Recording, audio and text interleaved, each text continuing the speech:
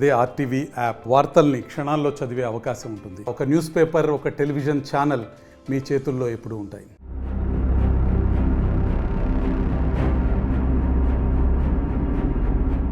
భారీ వర్షాల కారణంగా తుంగభద్ర డ్యామ్కి సంబంధించి గేట్ తెగిపోవడంతో కడప జిల్లాలో ఉన్నటువంటి నీటి ప్రాజెక్టులపై భద్రత పైన కూడా ఒక రకంగా ఆందోళనకరమైనటువంటి పరిస్థితులు ప్రధానంగా కనిపిస్తున్నాయి. ఏదైతే కడప జిల్లాలో ఉన్నటువంటి మైలవరం జలాశయం పైన కూడా అటు పూర్తిగా ఆనకట్ట దెబ్బతిన్న పరిస్థితి. మరోవైపు గతంలో ఏదైతే గత 3 ఏళ్ల క్రితం సెప్టెంబర్ మాసంలో అన్నమయ్య ప్రాజెక్టు నిండా జలమయం కావడానికి ప్రధాన కారణమైనటువంటి పింఛా ప్రాజెక్టు భద్రంగా ఉందా, లేకుంటే పింఛా ప్రాజెక్టు గేట్లు మరమ్మతులకు గురయ్యా, అసలు పింఛా ప్రాజెక్టు పరిస్థితి ఎలా ఉందన్నటువంటి అంశంపై ఇవాల్టి ఆర్టీవీ గ్రౌండ్ రిపోర్ట్.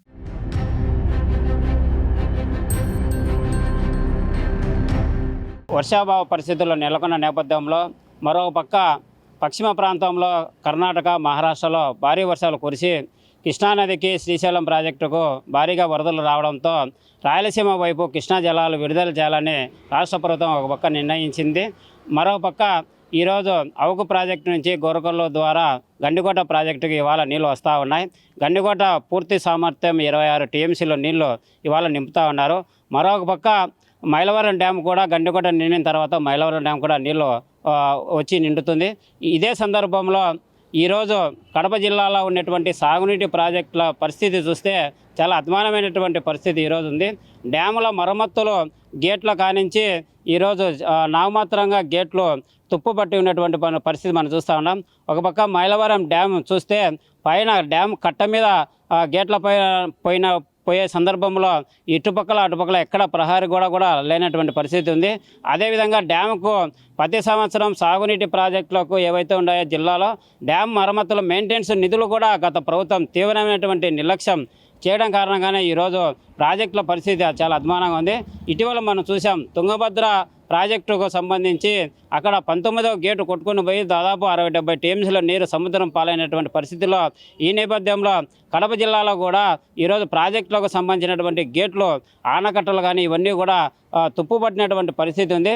మరొక పక్క అన్నమయ్య జిల్లాలో గత 4 సంవత్సరాల కిందట తీవ్రమైనటువంటి భారీ వర్షాల కారణంగా పింఛా ప్రాజెక్టు దిగిపోయింది.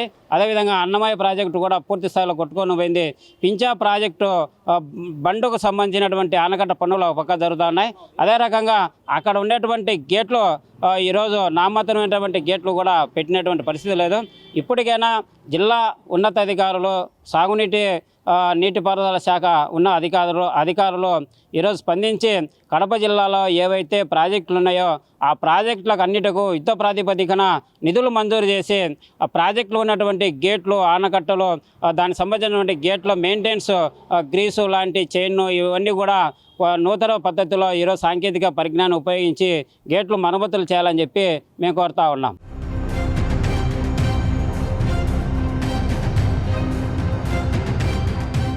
పింఛా ప్రాజెక్టు 2010 అప్పటి చిన్ననీటిపారుదల శాఖ మంత్రులు సునీత లక్ష్మారెడ్డి పింఛా ప్రాజెక్టును ప్రారంభించడం జరిగింది. 233 కోట్ల రూపాయల వ్యయంతో కూడా ఈ ప్రాజెక్టును నిర్మించడం జరిగింది. అయితే ఈ ప్రాజెక్టు నిర్మాణం జరిగిన తర్వాత ఏదైతే సుండుపల్లె, అదేవిధంగా వీరబల్లె మండలాలకు సంబంధించి, అదేవిధంగా ఇటు రాజంపేట అన్నమయ్య జిల్లా రాజంపేటలో ఉన్నటువంటి అన్నమయ్య ప్రాజెక్టుకు ఈ నీరు వెళ్ళే విధంగా కూడా అప్పటి ముఖ్యమంత్రి వైఎస్ రాజశేఖర రెడ్డి ఈ ప్రాజెక్టును రూపకల్పన చేయడం జరిగింది. అయితే సరిగ్గా 3 ఏళ్ల క్రితం ఏదైతే అన్నమయ్య ప్రాజెక్టు ముంపుకు కూడా ప్రధాన కారణం ఈ ప్రాజెక్టే అని చెప్పవచ్చు. ఎందుకంటే ఈ ప్రాజెక్టుకు సంబంధించినటువంటి రింగ్ బండ్ ఒక్కసారిగా తెగిపోవడంతో ఉన్న పలంగా ఒక్కసారిగా ఇక్కడ ఉన్నటువంటి 0.3 టీఎంసీల నీరు మొత్తం కూడా వృధాగా పోయింది. అయితే ఇందుకు ప్రధాన కారణం ఏదైతే చిత్తూరు జిల్లాకు సంబంధించి చదుము, బాక్రాపేట వంటి ప్రాంతాల్లో కూడా అటు కొండ ప్రాంతంలో ఉన్నటువంటి వరద నీరు ఒక్కసారిగా వచ్చి పడడంతో కూడా అటు ఉన్నటువంటి 42 చెరువులు కూడా ఒక్కసారిగా తెగిపోవడంతో ఒక్కసారిగా ఈ పింఛా ప్రాజెక్టుపై ఏదైతే అతి చిన్న సామర్థ్యంతో నిర్మించినటువంటి ఈ పింఛా ప్రాజెక్టుపై ఒక్కసారిగా భారీ ఎత్తున వరద నీరు వచ్చి చేరింది. అయితే ఒక రకంగా పైన ఏదైతే గేట్లను దాటుకొని నీరు ప్రవహించేటువంటి పరిస్థితి వచ్చిందంటే అందుకు ప్రధాన కారణం ఒక రకంగా వరదల స్థాయిలో ముంచెత్తాయన్నటువంటి భావన వినిపిస్తుంది. అయితే మరోవైపు ఏదైతే రింగ్ బండ్ తెగిన కారణంగా ఒక్కసారిగా కూడా వరద నీరు వచ్చి పట్టడం ఆ అన్నమయ్య ప్రాజెక్టు కూడా అది చిన్న పారుదల శాఖకు సంబంధించినటువంటి వ్యవహారం కాబట్టి అక్కడ అన్నమయ్య ప్రాజెక్టు మట్టికట్ట కూడా కొట్టుకొని పోయి సర్వస్వాన్ని కోల్పోయి నిరసరాయలుగా మారినటువంటి.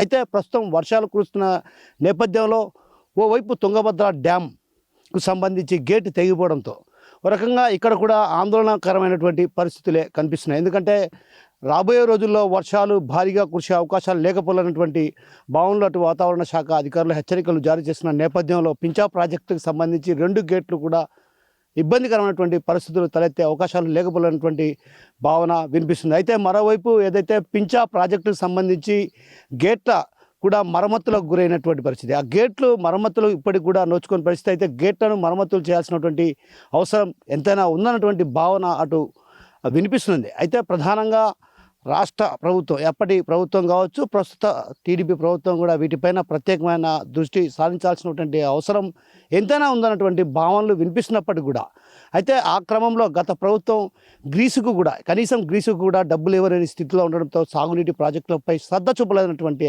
ఆరోపణలు బలంగా వినిపించాయి. అయితే ప్రస్తుతం పింఛా ప్రాజెక్టుపై భద్రత పైన కూడా అనుమానాలు వ్యక్తం అవుతున్నాయి. అదేవిధంగా పింఛా ప్రాజెక్టుకు సంబంధించి గేటు కూడా మరమ్మతులకు గురయ్యే పరిస్థితి ఉంది. అదేవిధంగా ఒక్కసారి కూడా ఏదైతే గతంలో సెప్టెంబర్ మాసంలో కురిసినటువంటి భారీ వర్షాలకు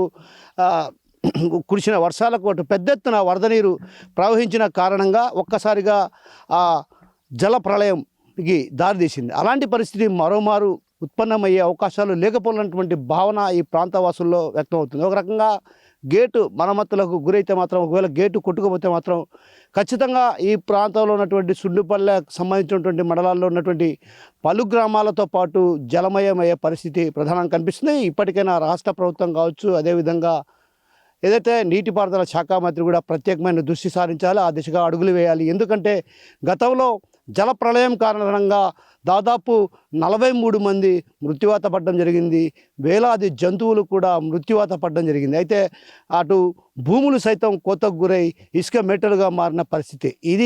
ఇందుకు ప్రధాన కారణం జల ప్రళయమే. ఎందుకంటే ఒక్కసారిగా ఆ ప్రాజెక్టుకు సంబంధించినటువంటి రింగ్ బండ్ కావచ్చు, అదేవిధంగా మట్టి కట్టలు కొట్టుకుపోయిన కారణంగా ఇంత పెద్ద ఎత్తున నష్టం సంభవించిన, ప్రాణ నష్టంతో పాటు అటు జంతు నష్టం కూడా సంభవించినటువంటి పరిస్థితి కనిపించింది. అదేవిధంగా సర్వస్వాన్ని కోల్పోయి నిరసరాయులుగా మారినటువంటి పరిస్థితికి ప్రధాన కారణం జల ప్రళయమే. ఇలాంటి పరిస్థితుల నేపథ్యంలో సాగునీటి ప్రాజెక్టులపై ప్రత్యేకమైన దృష్టి సారించారు. అదేవిధంగా సాగునీటి ప్రాజెక్టులకు సంబంధించి ఏదైతే భద్రత విషయంలో కూడా రాష్ట్ర ప్రభుత్వం ఖచ్చితంగా ప్రత్యేకమైన దృష్టి సారించాల్సిన అవసరం ఎంతైనా ఉందన్నటువంటి విషయాన్ని ఈ ప్రాంతవాసులు గుర్తు చేస్తున్నారు. అదేవిధంగా ప్రస్తుత పాలక ప్రభుత్వం కూడా ఏదైతే ప్రస్తుతం ఉన్నటువంటి రాయచోటి ప్రాంతానికి చెందినటువంటి ఎమ్మెల్యే మండిపల్లి రాంప్రసాద్ రెడ్డి ఇక్కడ మంత్రిగా వ్యవహరిస్తున్నారు. ఈ నేపథ్యంలో పింఛా ప్రాజెక్టును ఆయన సందర్శించి రానున్న రోజుల్లో వరదల కారణంగా భారీ స్థాయిలో వరద నీరు వచ్చే అవకాశాలు లేకపోయినటువంటి భావన వినిపిస్తున్న తరుణంలో ఆయన కూడా పింఛా ప్రాజెక్టును సందర్శించి ఏదైతే ఈ పింఛా ప్రాజెక్టుకు సంబంధించినటువంటి గేట్ మరమ్మతులకు గురైనటువంటి నేపథ్యం వాటిపైన ప్రత్యేకమైన దృష్టి సారించాలి. అదేవిధంగా గేట్లు భద్రతగా ఉన్నాయా లేదంటే వాటిపైన కూడా క్షుణ్ణంగా పరిశీలించి రాష్ట్ర ప్రభుత్వానికి నివేదిక అందించి రాబోయే రోజుల్లో అయినా ఈ ప్రాజెక్టుపై ప్రత్యేకమైన దృష్టి సారించి గేట్ల మరమ్మతులతో పాటు మట్టి కట్ట కాకుండా కాంక్రీట్తో ఇప్పటికే రింగ్ బండ్ నిర్మించారు కాబట్టి ఖచ్చితంగా పటిష్టమైన చర్యలు తీసుకోవాల్సినటువంటి అవసరం ఎంతైనా ఉందని ఈ ప్రాంతవాసులు కోరుతున్నారు. కెమెరా పర్సన్ హరితో కిషోర్, RTV పింఛా ప్రాజెక్ట్ నుంచి.